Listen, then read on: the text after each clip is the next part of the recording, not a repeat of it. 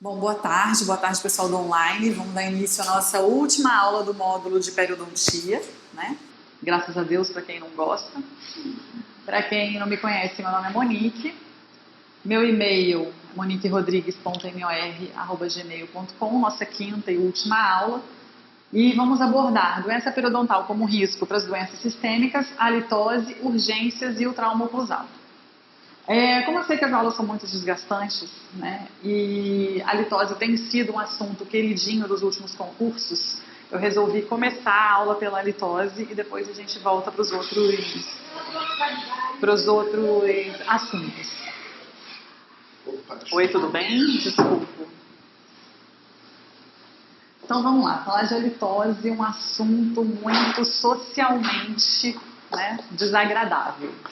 Então, a gente tem o odor corporal, que é ofensivo, né, que é um tabu na sociedade, então você fica naquela de não querer ficar perto de uma pessoa que tem algum tipo de odor, seja ele a litose ou outro, mas você também fica sem graça de comunicar à pessoa, né, que ela tem aquilo, na verdade, você vai fazer mais um bem, mas você pode perder um amigo, né. Então, tem esse fator que essas condições têm em comum, é o papel essencial desempenhado por bactérias. Então a gente tem na associação com esses odores o papel de bactérias, né? Então a gente tem os odores corporais. Então tem a excreção de suor, né, produção de gases intestinais e o mau hálito. Bom, na respiração, a gente tem mau odor respiratório, oral, a gente tem o fator fora da boca, né, o mau hálito ou bafo, que é o que a gente fala mais comumente. Fulano tá com um bafo de leão, não é? A litose. Então, por definição, a litose é o termo técnico, né, para o mau hálito e tem origem no latim, tá? Significando hálito anormal ou doente. Vocês já tiveram que falar para alguém que essa pessoa tem halitose e falaram ou não falaram? Não teve coragem no curso? E você nunca falou? E não vai falar? Não, mas eu já entreguei um cartão no lugar. Mas não adianta. Não adianta entregar o cartão. No curso passado a gente teve uma aluna que tinha uma amiga que tinha, né? E ela resolveu falar, a amizade terminou. A amizade terminou. Sério? Eu ia querer saber. Eu ia ficar com vergonha, eu ia ficar com raiva, né? Ficar, poxa, desculpa, né? Então a gente tem várias condições patológicas que não são orais, que estão relacionadas a esse odor ruim oral, né? Então, por exemplo, infecções respiratórias, não sei se vocês já tiveram sinusite, enfim, quando a gente aspira a secreção, né? Infecções intestinais, doenças metabólicas envolvendo rim, fígado, então existem as causas extraorais, porém, né, a maioria das causas está dentro da boca. Então, chegando a 90% de todo o mau odor do hálito tem origem na boca. Por que eu coloquei os 90% aí? Por causa do número, né? Então, o número o concurso gosta. Então, das causas possíveis, 90% delas, das causas do mau hálito, estão dentro da boca. Então, falando um pouco da epidemiologia da halitose. Tá? Então, a gente tem informações relativas à prevalência dela, elas são escassas, porque a gente não tem estudo epidemiológico. E fora que tem esse fator social também de você ir para um estudo sabendo que tem que dizer que você tem mau hálito, né? Então, alguns poucos pacientes só que visitam as clínicas para procurar orientação sobre a condição do mau hálito. Por quê? Muitas vezes ele não sabe que ele tem, né? Então, o paciente não sabe, não reconhece, nega, enfim. Então, estudos lá na Holanda mostram que há uma prevalência de 25% de pacientes com halitose com mais de 60 anos. Tá? E as pessoas abaixo de 20 anos, essa halitose, essa prevalência cai para 10%. Então, isso mostrou o quê? Que conforme a idade aumenta, a prevalência da halitose também pode aumentar. Lá no Japão, a prevalência de indivíduos com queixa de halitose é de 14%. Vocês já sentiram alguma queixa de algum momento de terem halitose, alguma coisa assim? Quando que vocês vêm no consultório mais... Vocês percebem que um paciente tem mais, não tem? Qual é a característica que vocês veem nele? Tabagista, Periodontite, né? Então, lá nos Estados Unidos, até 30% da população adulta, né, tem um problema considerável com mau hálito também. Na China, essa prevalência está perto dos 30%, como nos Estados Unidos, a maior. E aí a gente tem as características desse odor, né, que é a halitose. Então, existem uma série de componentes, né, que estão presentes num paciente que tem halitose. Então, por exemplo, sulfeto de hidrogênio, aí eles qualificam esse odor. Essa tabela tem no livro, né? Então, qual é a qualificação desse odor? De ovo podre. Então, mas tem escrito, vai que num concurso cai uma coisa dessa. Então, a gente tem outro composto, metilmercaptana. Parece o quê? Repolho podre. Então, a gente tem essa classificação. Então, tem o do alho, que mais? De peixe, né? Então, a gente tem esses compostos aí que qualificam o odor.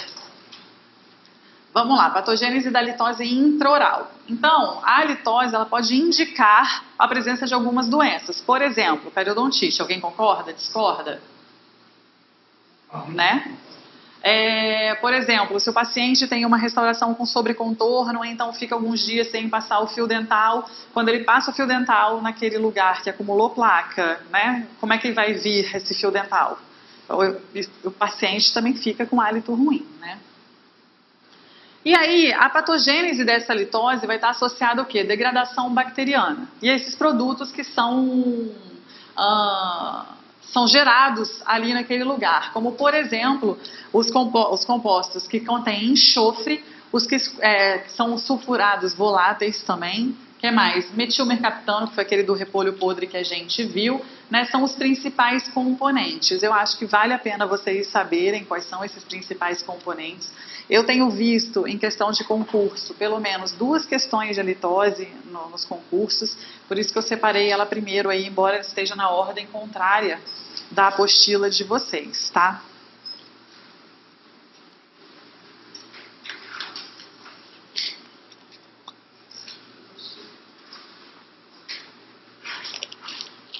Desistiu? Desistiu da vida? Então, olha só, quem é o fator predominante lá do mau odor? Metilmercaptano, tá? Então, se perguntarem para vocês numa banca de concurso quem é o principal, é ele. Só que a gente tem os compostos sulfurados voláteis, que também são causais da halitose intraoral, tá? Então, a gente tem cadaverina. Então, imagina só, você saber que a sua amiga, que nem vocês sabem, tem mau hálito, e uma substância que chama cadaverina está presente naquela boca que te dá oi com um beijinho. Na sua bochecha com a base MAC que você comprou caríssima, né? Então, todos esses compostos, eles podem influenciar a halitose oral, tá? Então, a gente tem ainda endol, escatol, ácido butírico, tem também esse papel, mas como tem baixa volatilidade, também tem um baixo potencial de causar esse odor. Então, a gente tem os principais e tem outros que são mais secundários.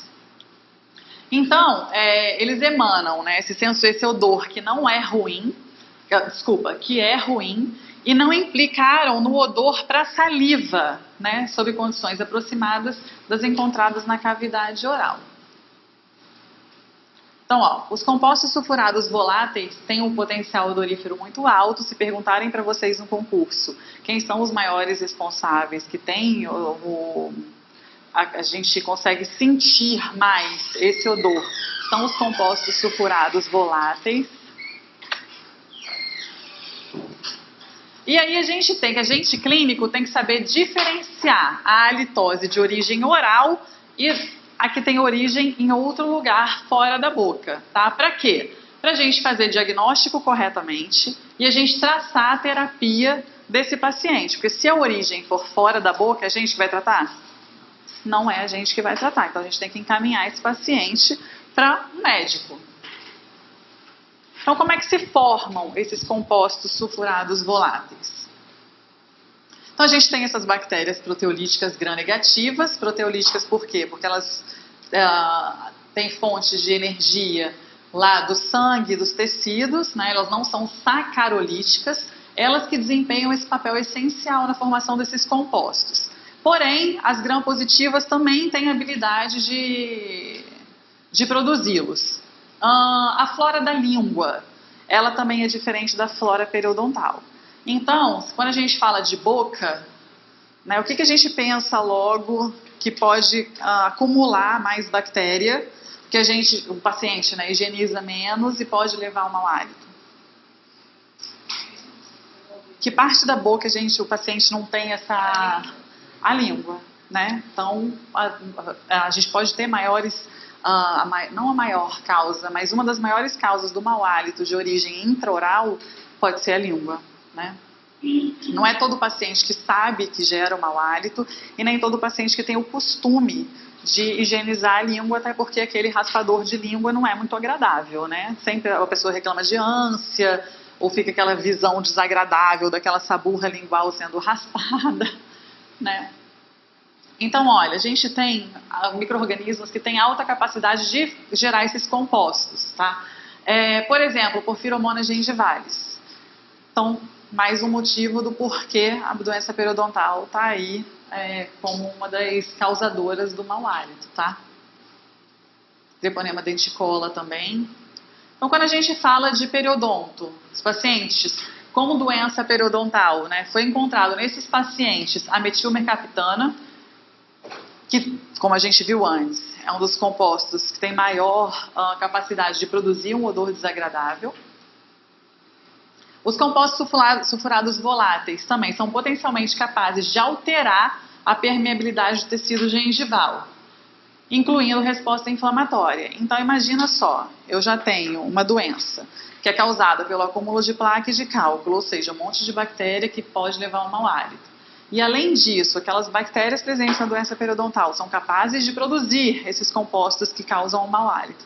E, além disso, esses compostos que são produzidos ainda aumentam a resposta inflamatória. Então, olha a sucessão, a reação em cadeia aí que acontece para levar ao mau hálito quando a gente relaciona com o periodonto. Ainda, eu vou chamar de MM, tá, gente? Mais fácil de falar, mas é metilmercaptana, tá? Ela age junto com o LPS bacteriano e com a interleucina 1-beta. Só a gente relembrando de patogênese da doença periodontal. A interleucina 1-beta é uma citocina que faz o quê? Não, ela é um mediador de inflamação. Ela pode ser da crônica, da agressiva. Gente sem periodontite também produz. Para que ela serve? Ela ativa que tipo de célula? Osteoclasto. Então, ela está sendo produzida em níveis aumentados, ela aumenta a reabsorção óssea. Então, paciente que tem periodontite tem maior produção de interleucina 1-beta, então você tem uma aceleração da reabsorção óssea. Então, o que? Aumentando síntese de prostaglandina e colagenase, que a colagenase é uma enzima que degrada colágeno, né? E é importante mediador da inflamação e da destruição tecidual. Então, uma coisa está ajudando a piorar a outra, né? O aumento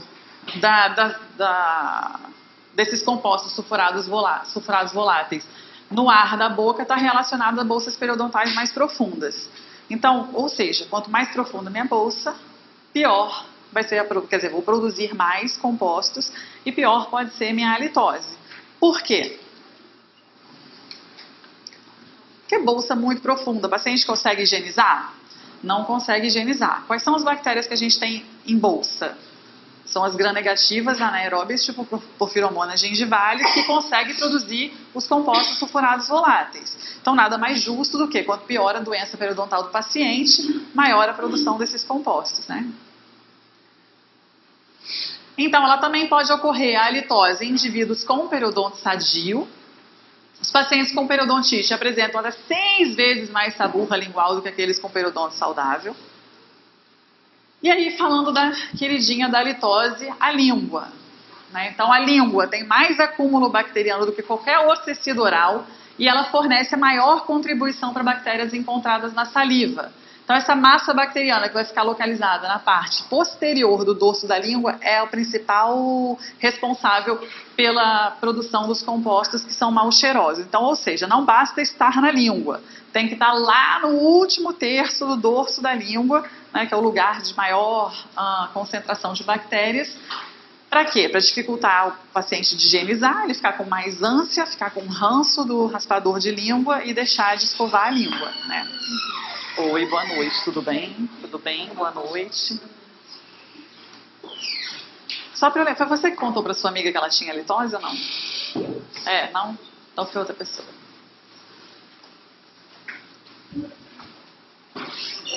Então, olha lá, os pacientes que têm a litose intraoral têm mais acúmulos de bactéria na língua, se a gente comparar com os indivíduos sem a litose.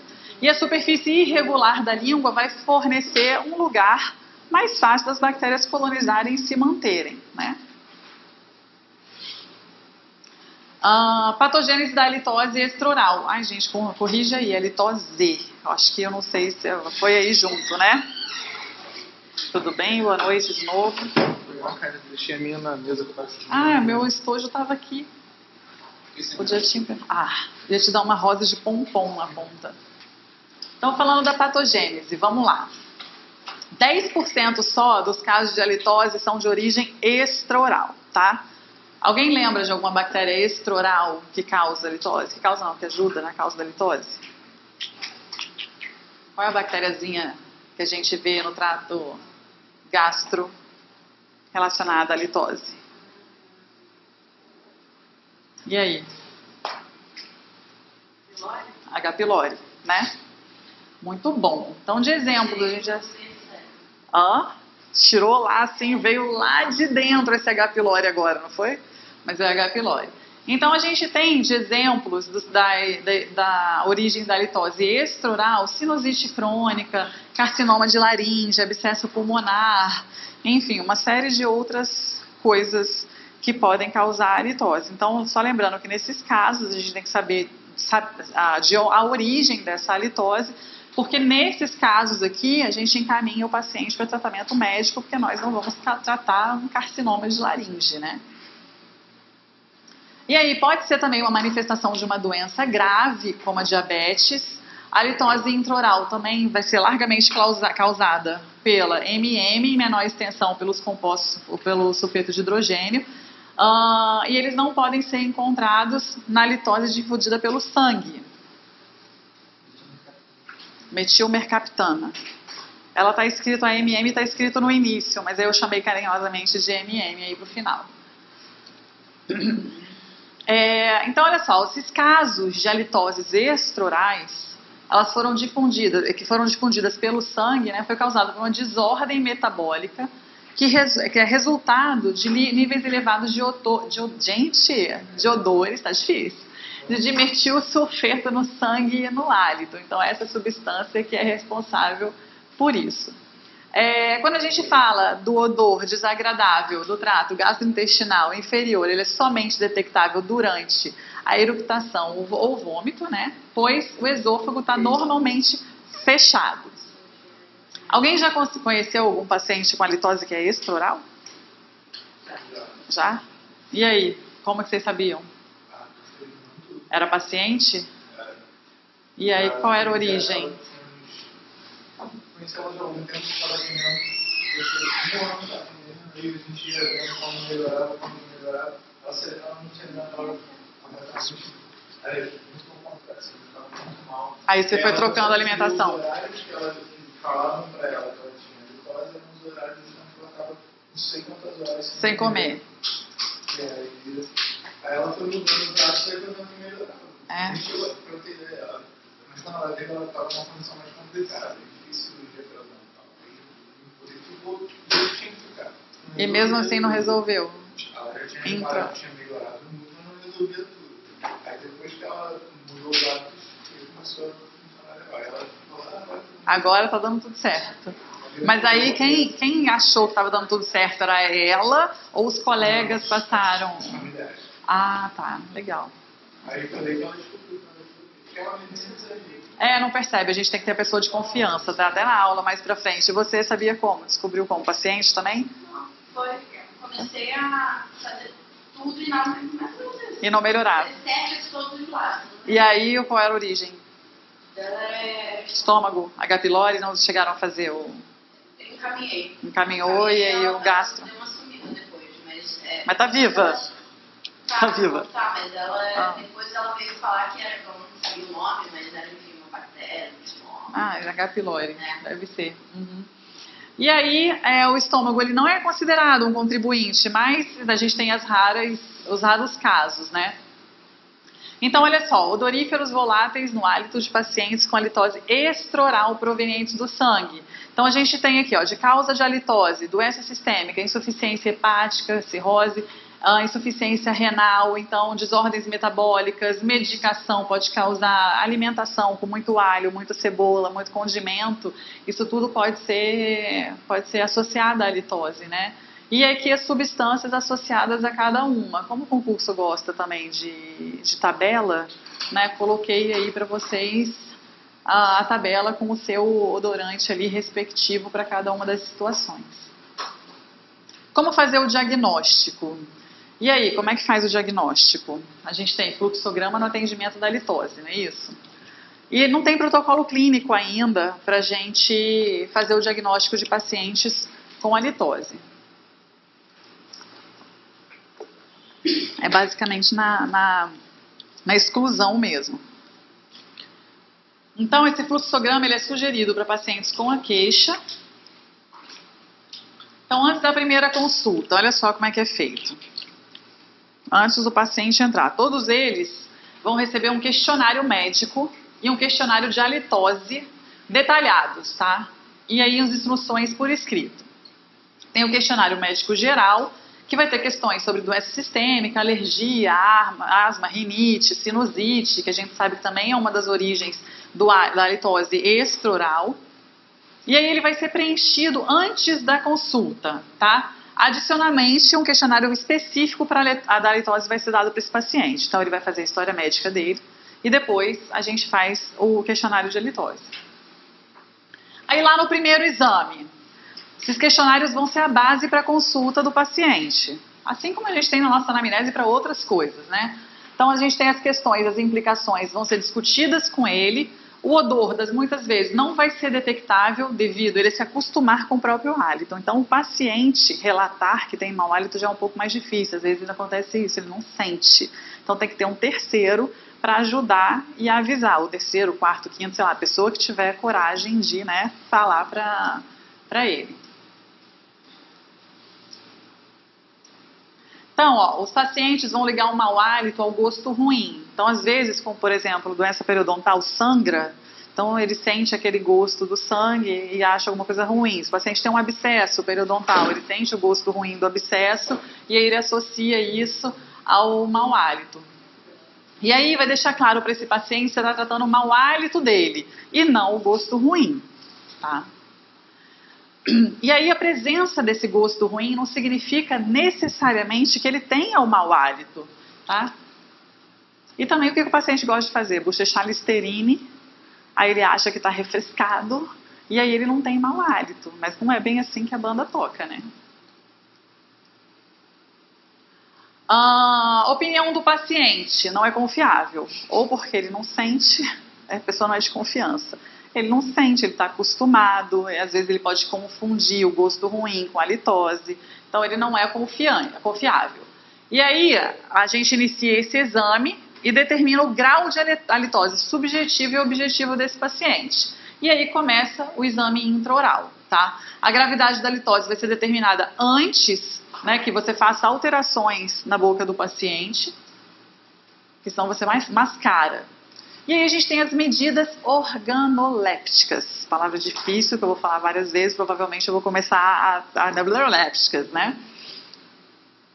Então olha só, a aspiração do ar expelido do paciente pelo nariz do examinador. Aí são as coisas muito agradáveis que a gente tem que passar, né? Então a gente vai examinar o paciente e a gente vai aspirar o ar expelido pelo paciente. Então, é a técnica usual para o exame da litose na prática diária, não tem como a gente fazer de outro jeito, a gente vai cheirar o bafinho do paciente, e aí a diferenciação entre a litose intra e extraoral vai ser feita pela comparação do ar da boca com o ar do nariz. Assim, é uma aula super agradável essa, né? Ninguém está comendo não, né? Então, se o pessoal do online, se estiver comendo, deixa aí do lado. Então, olha só, como é que é feito o exame? Pacientezinho vai fechar a boca 1 minuto. Devagar, depois, ele vai exalar o ar pela boca a uma distância de 10 centímetros do nosso narizinho de examinador. E a gente lá, fazendo a egípcia, né? Para avaliar a halitose extraoral, esse paciente também vai solicitar exalar o ar pelo nariz. Então, quando a gente fala intraoral pela boca, extraoral, nariz e boca. Devagarzinho, também a 10 centímetros do nosso narizinho. Então, a gente vai dar uma respirada no arzinho de boca e arzinho de nariz, né? Então, olha só, como é que a gente descreve isso? Os valores de 0 a 5, as categorias e a descrição de tudo. Então, no valor 0, a gente tem a ausência de halitose e a gente não detecta odor nenhum, tá? No 1, a halitose é duvidosa, você detecta um odor, mas o examinador não conseguiu identificar essa halitose. No 2, a halitose leve, então o odor é considerado por exceder o limiar de identificação da halitose, ou seja, você já conseguiu sentir aquela coisinha que não está legal. No 3, a halitose moderada, que é definitivamente detectada. No 4, a halitose forte, se a pessoa já não tem mais amigo, já não sai à noite, né? A halitose forte é detectada, mas pode ser tolerada, não, então esse ainda tem amigo, né? Pode ser tolerada, tá tranquilo. E a intensa já é uma halitose repulsiva. Então, se eu fosse banco e fosse fazer uma questão de concurso decoreba, eu ia pegar uma tabela dessa e ia perguntar quais eram os graus de categoria de halitose, respectivamente, aí. Eu acho legal essa coisa, mas eu tenho visto que tem caído questão de halitose, sim, tá? Então, a gente tem ainda o monitor de sulfeto, que é o alímeter. Tem a sensibilidade alta para sulfeto de hidrogênio, mas é baixa para as MN. Alimento como alho e cebola vão produzir enxofre durante 48 horas, então pode fazer leitura falsa. Então, vai que o paciente foi comer... Alguém fala uma comida com alho e cebola demais aí, um tipo de comida... árabe, não.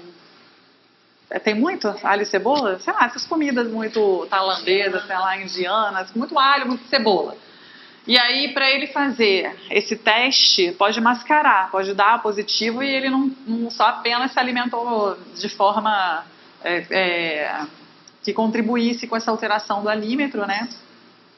Bom, o alímetro também ele é muito sensível para o álcool. Então, evitar beber antes de fazer o teste por pelo menos 12 horas. Então, ele é esse aqui. Né? Ele é inapropriado para medição de pacientes com halitose extraoral.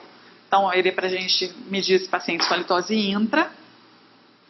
Os valores acima de 160, que são considerados para identificar pacientes com halitose verdadeira. Então, pelo menos a gente tem um ponto de corte.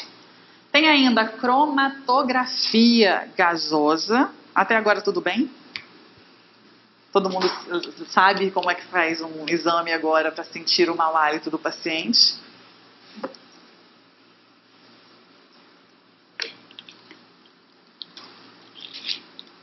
Falando de cromatografia gasosa. Ele é o método mais apropriado para a gente detectar essa halitose de diferentes origens, seja ela intraoral ou extraoral. É considerado padrão ouro. Mas é um meio objetivo da gente obter esses valores exatos para esses compostos voláteis, tá? Depois a gente faz a inspeção oral desse paciente. Por quê? Para a gente saber, né, se a gente tem a halitose intraoral, saber de onde está vindo essa halitose para tratar. Então, a gente vai fazer exames de tecido mole, tecido duro, periodontais, exames periodontais, para saber se o paciente tem problemas de saúde oral, tá? Atenção para a língua, porque a maior parte da origem de halitose pode vir do dorso da língua. E a presença dos depósitos é analisada usando o índice de saburra lingual. Só tema agradável. Então, o índice... Todo mundo usa raspador de língua aqui? Fala a verdade. Raspador? É. Alguém já usou o raspador de língua? Já experimentou? Não. Ânsia, né? E você não acha nojento saindo essa burra assim? Me engano, Não, fica nojento depois. não fica? Lave no... Aquele negócio não fica. É, não, né? Também não... Enfim. Me dá ruim. É, eu também. Então, olha só. Lá em 1995, os autores dividiram a língua em 3 partes. E a presença e a ausência dos depósitos linguais vai ser registrada da seguinte forma. Então, o 0, como não visível. 1, menos de 1/3 do dorso da língua vai estar coberto de saburra. O 2, entre 1 e 2/3. E o 3, mais de 2/3 estão cobertos de saburra lingual desse paciente. Lá em 2003, alguns anos depois, os autores já dividiram em 6 partes, tá? Sendo 3 na parte posterior e 3 na parte anterior da língua. E aí cada sextante vai ser categorizado com score 0, 1 e 2, onde o 0 é nenhuma cobertura presente, tá? E o 2, que é o mais grave, a presença de uma evidente cobertura, passando pelo 1, onde tem a presença de uma cobertura fina da língua por saburra lingual, tá bom?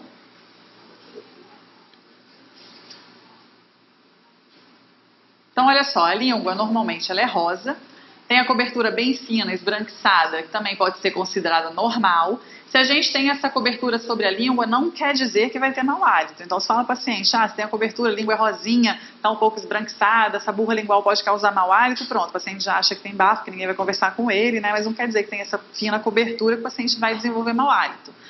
Mas as coberturas, quando elas são mais espessas, geralmente elas são positivas para o mau hálito, tá? E aí a gente classifica a litose. Como que a gente classifica a litose? Voltando lá para o primeiro autor.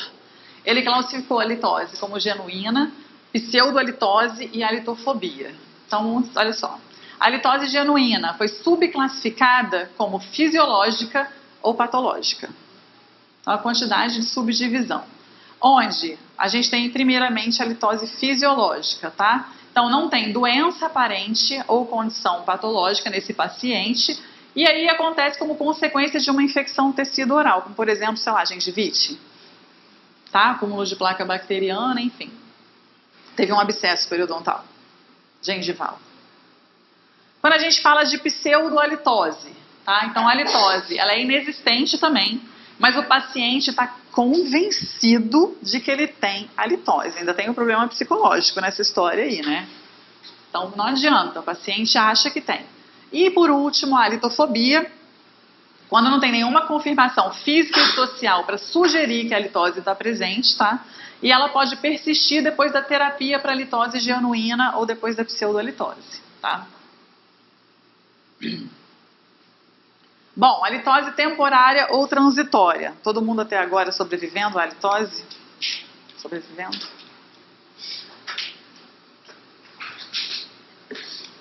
Então, olha, quando a litose ela é temporária ou transitória, uma condição momentânea ali, que pode ser causada por boca seca, a fome, vários espaços aí entre as refeições, né, que a gente conhece como cetose, o estresse, ingestão de alimentos como alho, cebola, pacientes tabagistas, como vocês já me falaram, pessoas com higiene oral deficiente, né? E a gente tem ainda o mau hálito matinal. Quem nunca, né? Acordou, assim, né? E aí? Então tá, por quê? Diminui o fluxo salivar, né? Então rapidinho a gente vai ali, escova o dente, tá tudo certo, tá tudo resolvido, né? Terapia para a litose. E aí, o que a gente tem de terapia para a litose? Bochechar, Listerine é bom? Não é bom? É terapia? Mas é tratamento? Não é tratamento, né? Vamos ver. Depende da origem ali, né? Se realmente da saburra lingual, a gente trata ali a língua, ensina o paciente a higienizar. Se ele tem restauração com sobrecontorno, a gente trabalha isso. Doença periodontal, raspa e alisa, né? Então, olha lá. Quando a gente fala da pseudolitose e a litofobia, né? Vão ser consideradas se a litose do paciente, que ele reclama do mau hálito, não pode ser descoberta pelas medidas organolépticas. E aí, se a gente não consegue, se não puder ser demonstrado instrumentalmente um valor maior do que o normal, é isso aqui que acontece nesses casos, que era aquele de corte que a gente viu antes. Se o paciente não tem uma verificação confiável com terceiros de halitose, então, que nem a gente viu antes, o paciente achar que ele tem não é confiável, a gente precisa de uma pessoa de confiança que diga, que foi o que aconteceu com a família, né, da sua paciente, que diga que realmente aquele paciente tem. E aí, depois do tratamento para halitose genuína ou da pseudohalitose, o paciente ainda acredita que tem esse diagnóstico, e aí ele tem o diagnóstico de halitofobia, né? O paciente tem que procurar aconselhamento junto a psiquiatra.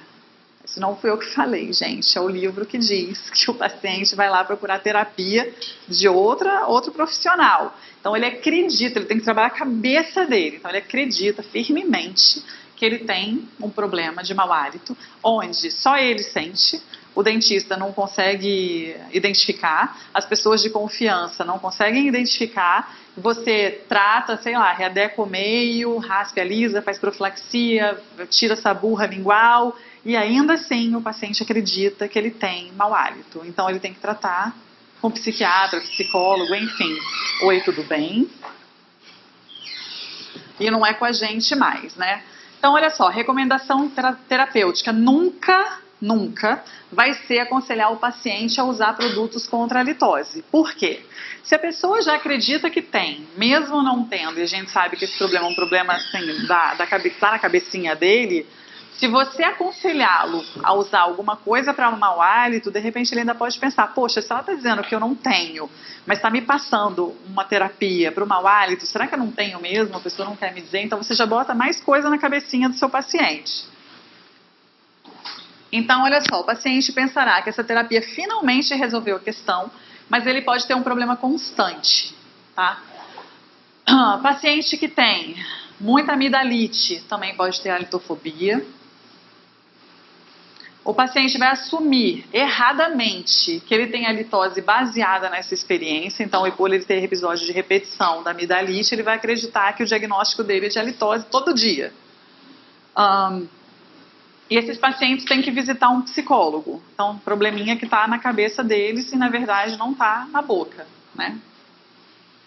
Então, é importante que esses pacientes não sejam tratados, mais uma vez falando, por quê? Porque não vai ter benefício. Se ele não tem um mau hálito, está na cabeça dele, não adianta a gente tratar, porque você está dando dois problemas para o paciente. O primeiro, você não está tratando nada, e o segundo, que ele vai ficar inseguro, né, achando que ele tem.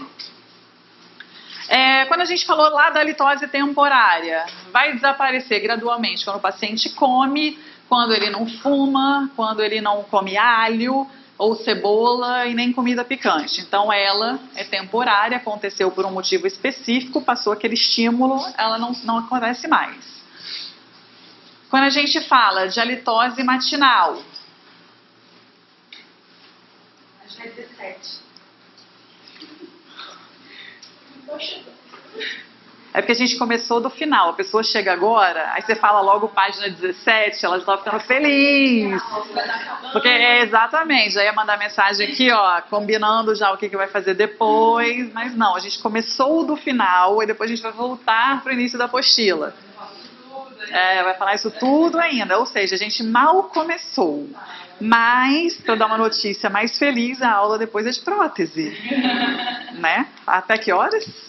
8h30? Sinto muito. Você está falando que a minha aula é ruim, né? Porra.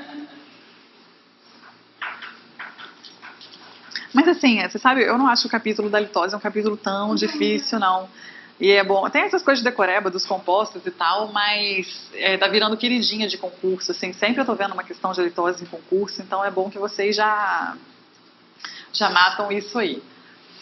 Então, olha só, na halitose matinal, a gente tem redução de fluxo salivar e redução da disponibilidade de oxigênio, né? Então, isso forma os compostos sulfurados voláteis. Então, bom que o paciente use raspador de língua pela noite ou faça a higienização da língua da forma que ele achar melhor, com escova, enfim, antes de dormir. E aí sim usar os enxaguatórios. E depois que ele beber e comer pela manhã, a halitose provavelmente vai desaparecer, que é isso que acontece na maioria dos casos, né? Quando a gente fala lá, por enquanto da litose intraoral tá tudo bem,